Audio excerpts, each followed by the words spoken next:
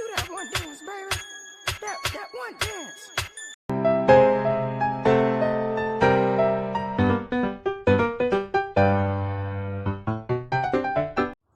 Good day everyone. Today I will be going to share or to discuss to you the life of Vygotsky. So Lev Semyonovich Vygotsky, born on November 17, 1896 in Orsha, Belarus, and died last June 11, 1934 in Moscow, Russia. Vygotsky was a Soviet psychologist known for his work on psychological development in children. He was a seminal Russian psychologist who is best known for his sociocultural theory. Vygotsky was also a Russian teacher who is considered a pioneer in social context. His experience, together with his interest in literature and his works as a teacher, led him to recognize social interaction and language as two central factors in cognitive development. His theory became known as Sociocultural theory of development. Vygotsky completed 270 scientific articles, numerous lectures and 10 books based on a wide range of Marxist-based psychological and teaching theories, as well as the areas of pedagogy, art, and aesthetics and sociology before dying of tuberculosis in June 1934 at the age of 37. He is known for his concept of zone of proximal development and believed that parents, relatives, peers, and society all have an important role in forming higher levels of functioning. So let's proceed to Vygotsky's sociocultural theory. So what is sociocultural theory? So sociocultural theory is an emerging theory in psychology that looks at the important contributions that society makes to individual development. For sociocultural theory, from the word social, so that means that this theory asserts that learning is an essentially process in which the support of partners, caregivers, peers, and the wider society and culture plays a crucial role in the development of higher psychological functions. This theory stresses the interaction between developing people and the culture in which they live, and it also suggests that human learning is largely a social process. So the main idea of the theory is that the ways people interact with others and the culture they live in shape in their mental abilities. So sociocultural theory revolves around the idea that social interaction is the central to learning. And Vygotsky sought to understand how people learn in a social environment. That is why he created this unique theory, which is the sociocultural theory. So he was also convinced that learning occurred through the interactions with others in our communities, peers, adults, teachers, and other mentors. For example, one culture teaches children to play with toys, while the other encourages them to play outdoors. So children from both cultures adapt to what their cultures teach them. If a culture encourages talking, they will learn to do so. Social interactions. What is social interactions? Well, social interactions is the process that involves reciprocal stimulations or response between two or more individuals. This can range from the first encounters between parents and an offspring to complex interactions with multiple individuals in the adult's life. According to Vygotsky, much important learning by the children are through social interactions with skillful tutor. Vygotsky believes that social interactions plays an important role in children's learning and goes through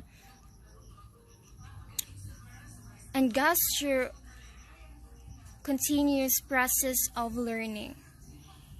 Socially interactive environment will help children to develop their strong language skills, creativity, social intelligence, and confidence.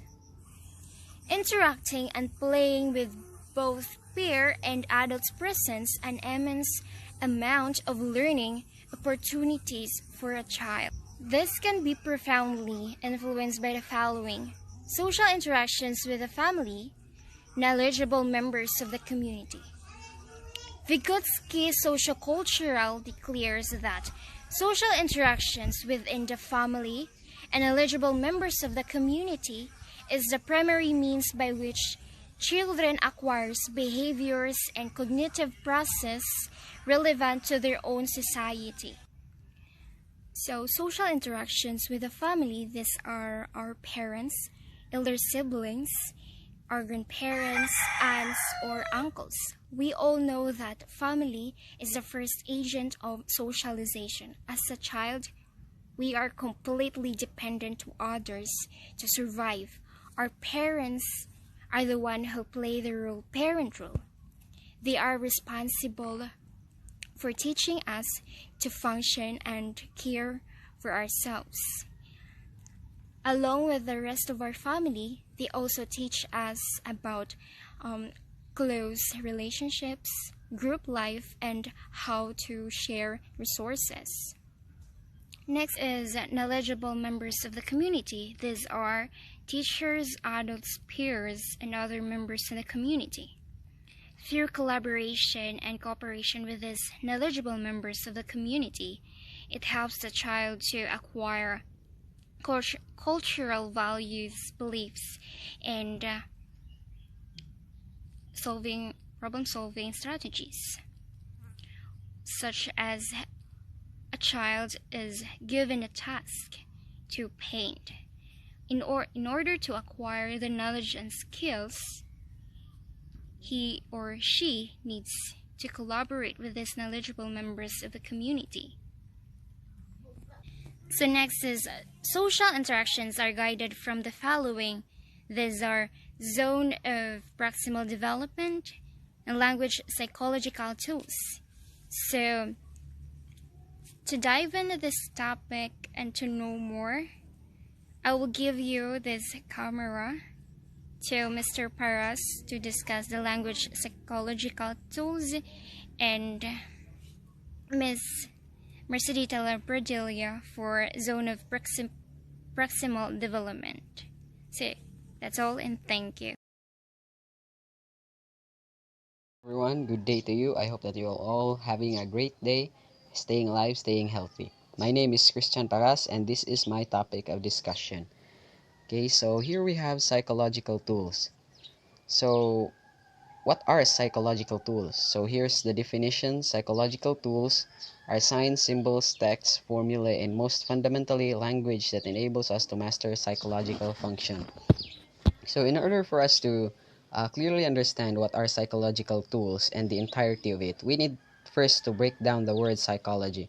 So psychology is the study of the mind and behavior of basically anything. It could be a human or an animal, because there is also animal psychology. And when we say psychology, it is a very difficult task, and it is very elusive because the human mind itself is very difficult to understand and nearly impossible to read. Thus, even professional psychologists are having a tough time understanding people's behaviors, understanding people's minds, and the reason why they do stuff.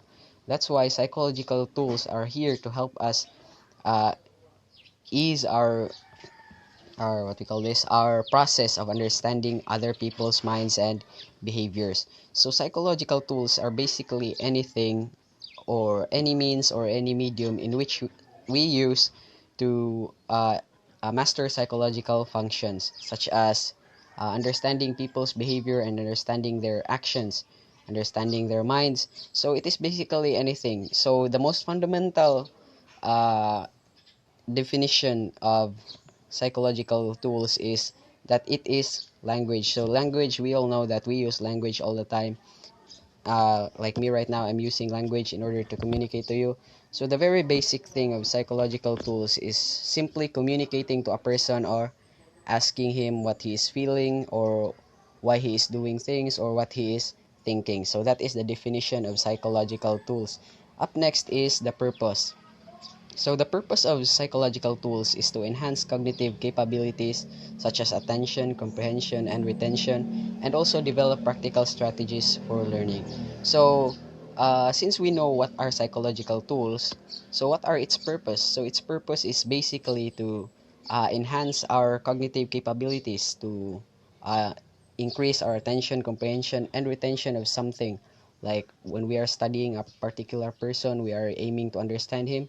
Psychological tools will help us comprehend or understand that person and will help us also to retain our understanding. It is also a means to develop practical strategies for learning and education, since if we have better understanding of a particular person or a particular student, then we can impose some specific strategies in order to favor those who are uh, to favor those students with specific learning strategies required. So that are the purpose of psychological tools. So up next is significance or the importance. So what is the importance of psychological tools? So we can use psychological tools to better understand individuals and bring ease, effectiveness, and efficiency in learning.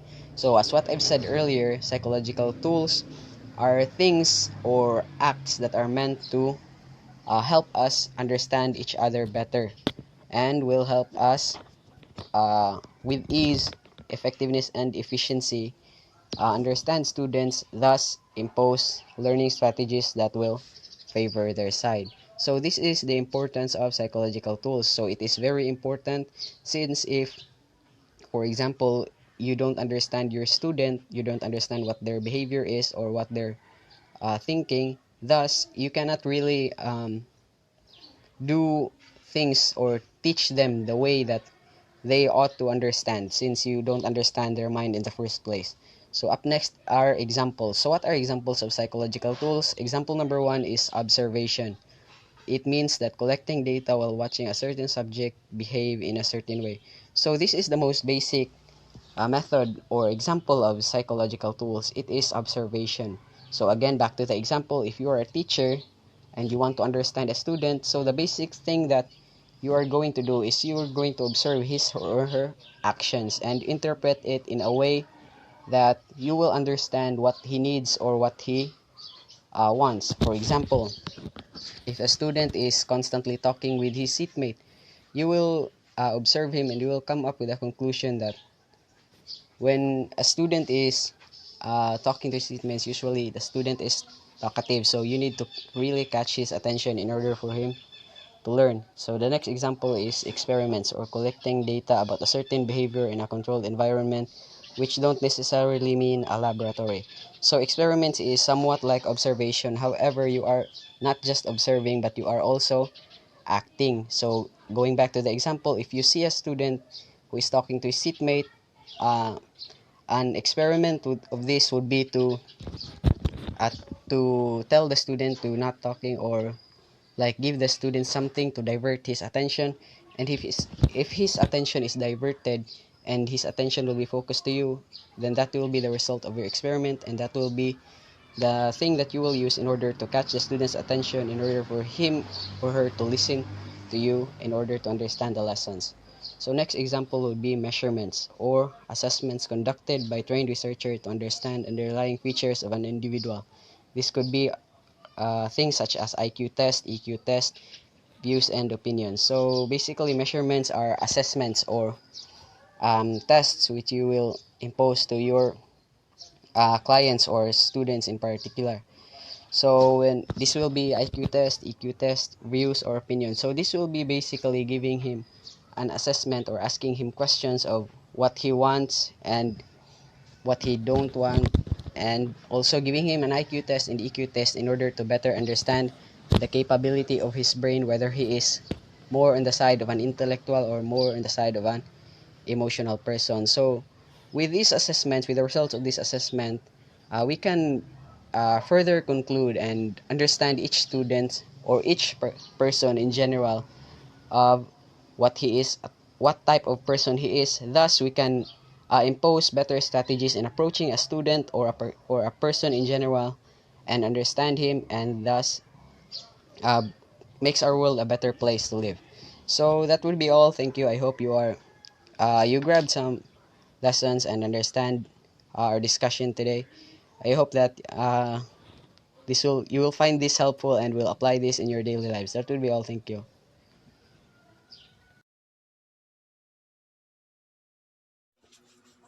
Good day, Mom.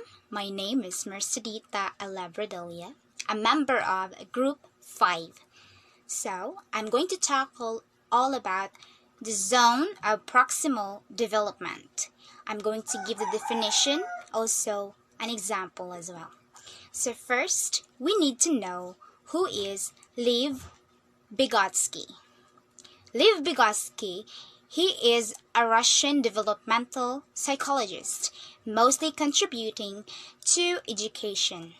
His biggest contribution is the zone of proximal development. The zone of proximal development is defined as the range of tasks that a child can perform with the help and guidance of others, but yet cannot perform independently. So question, when does learning happen? Learning happens because we interact with our environment. That means we do not learn because we developed, but we developed because we learn. So in order for us to learn, we must be presented with tasks. Tasks that are just out of our reach and out of our current ability. Why? Because when tasks are too simple and or already within our current abilities, people will just find it too boring. And once they would feel that it's boring, it does not give them challenge and it does not give them the urge to try that task. So in other words, it does not promote learning. Also, avoid presenting tasks that are too complex. Because when the tasks are too complex, we tend to feel anxious and scared to try to do the task. And once that happens, it will discourage us to do the task. What I'm trying to say is that tasks that are too complex, it becomes frustrating and it does not promote learning. So avoid using tasks that are too complex. So question, what should be the task we should present? The task and zone of proximal development should be the things that we can almost do ourselves but still need help from others to accomplish. That after the help, we should eventually be able to do the task on our own. So this is the example. An inspiring baker creates amazing cakes when working with her mentor, but alone find that she is struggling. So this scenario and task is very applicable to zone of proximal development because by working with her mentor, the baker is able to learn what she needs in order to independently create the product she desires. Next, another example is a painter struggles to properly mix color when painting alone, but able to do so when with his professor. So this is also very applicable to zone of proximal development because by working together, the painter is able to learn how to create the colors that he desires by listening and learning from his professor who guides him toward independence. So, reviewing these examples will hopefully help you better understand how the zone of proximal development works in real world. Remember, the zone of proximal development should be assessed by instructors on a regular basis. And in classroom setting, this can be done through the following steps. So, goal 1, the teacher should demonstrate solving a problem and observe whether the child can imitate the demonstration. Goal 2, the teacher should begin solving the problem and ask the learner to complete the solution. Goal 3. The teacher should ask the child to cooperate with another, more developed child in solving the problem. So, teachers must be conscious of the fact that every student has a different zone of proximal development. That is why teacher should start a lesson plan that doesn't make student bored or frustrated. So that is all about zone of proximal development. Thank you. I am Eliza Algene Horlano and I am going to discuss scaffolding in Vygotsky's sociocultural theory. So, scaffolding refers to a method in which teachers offer a particular kind of support to students as they learn and develop a new concept or skill. When you earn an education degree, you learn how to teach successfully. Part of this learning is discovering that students learn in many ways. As a teacher, you strive to develop practices that help students learn effectively. So, one of the main goals of teaching is to help students retain and apply new knowledge. Scaffolding is a teaching technique that supports students acclimate to new learning. If you are new to teaching, you might wonder, what is scaffolding in education? Scaffolding is a powerful educational practice. In the scaffolding model, a teacher may share new information or demonstrate how to solve a problem. The teacher then gradually steps back and lets students practice on their own. Before the students become completely independent, structured support or the scaffolding is put in place, such as group practice. Students might work together in small groups to help each other. This process in education is also sometimes called I do, we do, and you do. In other words, the teachers shows how something is done, then the class practices together, and finally, students work individually and independently. Vygotsky coined a definition of instructional scaffolding that focused on teacher practices. He defined this as the role of teachers and others in supporting the learner's development and providing support structures to get to that next stage or level.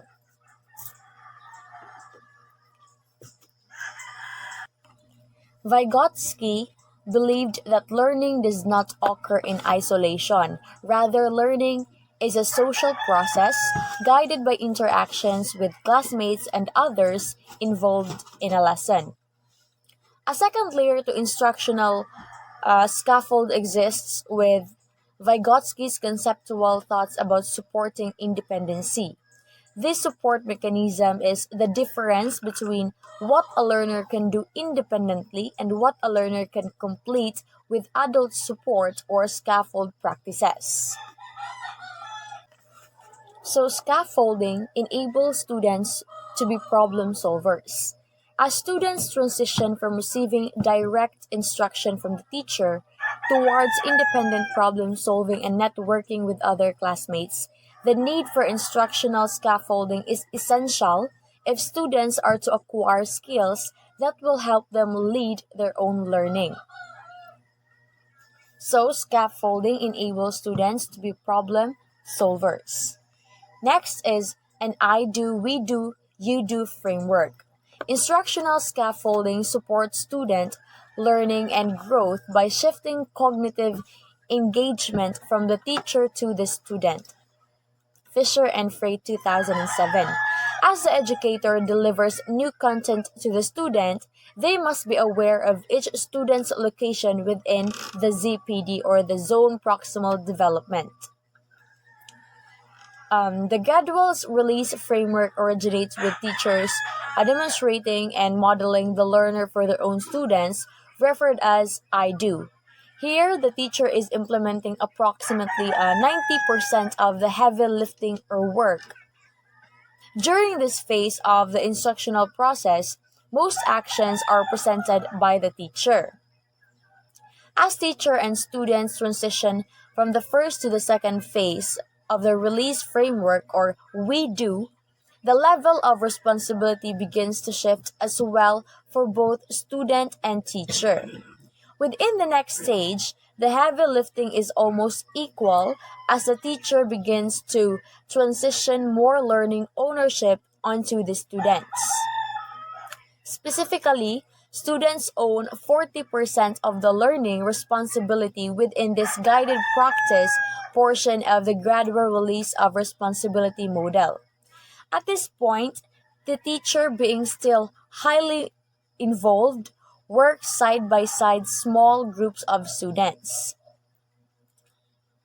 Once the teacher determines readiness on the part of her or his students, the learners take on the last stage of the framework, an independent practice approach described as you do.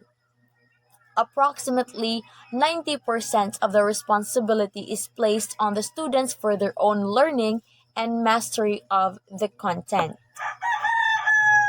Last is scaffolding enables students to be an independent and interdependent learners. The gradual release framework facilitates the creation of independent learners through personalized learning and academic goal setting. In this process, these students realize the importance of a rigorous personal goals and make connections to real life experiences.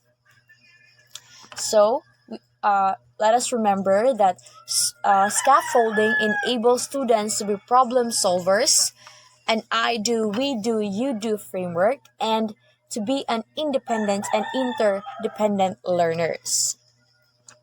Examples of scaffolding is if students are not at the reading level required to understand a text being taught in a course, the teacher might use instructional scaffolding to incrementally improve their reading ability until they can read the required text independently and without assistance. Next is loosening the food container lid just a bit and letting the child open the lid himself is scaffolding.